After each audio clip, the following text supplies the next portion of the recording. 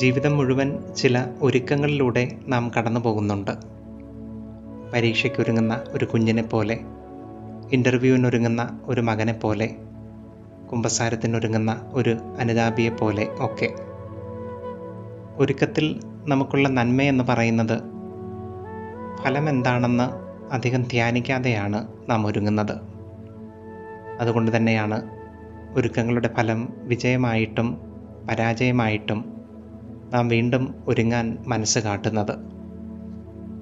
ജീവിതം മരണത്തിനുള്ള വിശുദ്ധിയുള്ള ഒരുക്കമാണെന്നൊക്കെ ധ്യാനിക്കുമ്പോൾ ആഴം കൂടുന്നുണ്ട്.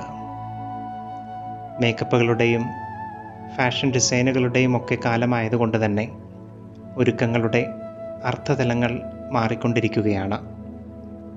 ക്രിസ്തു തിരിതെളിക്കാൻ ശ്രമിക്കുന്നത് ആന്തരികമായ ഒരുക്കങ്ങളിലേക്ക് തന്നെ.